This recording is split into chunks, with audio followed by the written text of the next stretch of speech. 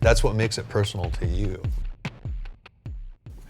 You know, for the most part too, part of it for me personally was just like, I felt like when Layne passed away, he largely got swept under the carpet. Yeah. You know, they just kind of like discounted everything he was. He was so much more than whatever they tried to sum up, and it really dawned on me and made me really sick when he just passed away and we'd been up for another Grammy and we went to they convinced us to go. We weren't gonna fucking go, and you know, and we ended up going. I ended up going because I was like, well, this is never gonna fucking happen again. So we went, and at the end of those, or during those shows, they play a collage of all the people that had passed away that year. They didn't even put him up there. No.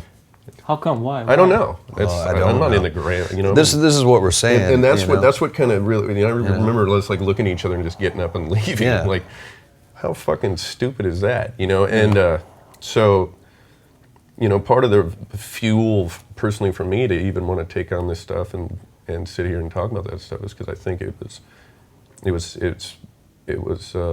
wasn't handled very well, and so being able to champion all that we did together and to move on and do this together and share that with these people, and to see him start to now get changed.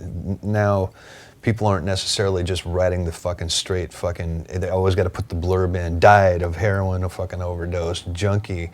That's the only thing anybody ever fucking write. And to see that start to fucking kind of fade and people realize what the fucking guy contributed and the amazing talent that he was. And the thing is like, nobody's ever gonna know personally what kind of fucking guy he was. We do, and he was so fucking cool and badass. His family does. And his family does, and yeah, right. And so it's kind of cool. He's kind of taking on like an Obi-Wan kind of thing. He's like become a little more powerful in death, and it's kind of, he's gained a lot more reverence and stuff. And so that's nice to see. And by us doing that, that kind of shines a little bit more light on you know, it shines a little bit more light on the man that he was instead of the way that he fucking died. You know what I mean? We gotta do that every night. You know, these people sing those songs and they care that we did with him, and they do it, and it's a really cool experience. You know, we care about it, and they care about it too, and that's really all that really matters, man. You know? But if you talk to bands, there are many bands really influenced by you and by him. Sure. Yeah. But maybe not the public, maybe not, but. Well, that's okay, man. We never were for everybody anyway, man. You know who we're for? We're for us, and we're for the people that are going to be in this room. 2,000 people are going to be here tonight. That's who we're here for, and that's all. They get it, and that's fucking enough. Yeah. Can I ask you one last question about the song? Do you want to talk about the lyrics, or don't you want to talk about the lyrics? What do you got? Private Hell. I really, I like the song.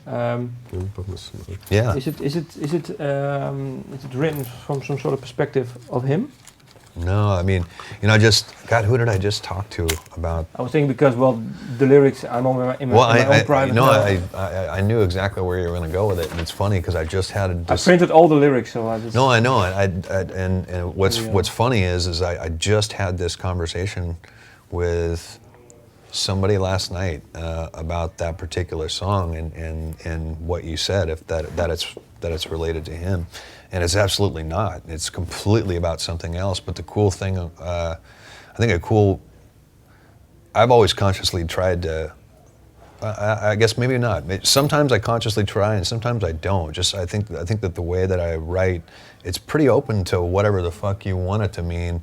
And maybe it's not about any one specific thing. Maybe there's about 4 or 5 things that are going on at once. But that song completely is not about Layne. It's about me breaking up with a fucking girl that I really loved a lot, and I just wasn't really kind of fucking man enough to go through with it. That's what the song basically is. But there's a lot of shit in there that it's not specifically about that either. And so it's more about kind of it's about that's what inspired the song, was me breaking up with somebody that I love very much. But it's also meant, you know, talking about the, you know, excuse myself, I'm used to my little cell, I'm not ready, I'm good here, you know what I mean? That's kind of from my point of view, but you could relate that to anybody, and Sean could relate to it, you could relate to it. That's the cool thing about a song. You know, it's that old fucking saying, which I'm sure you've heard. You know, you can show 10 people a painting, and they're gonna see fucking something different every time, and that's totally cool. You know, it might not mean anything that has to do with what the guy fucking painting it fucking meant. You know, and that's all right. That's what makes it personal to you.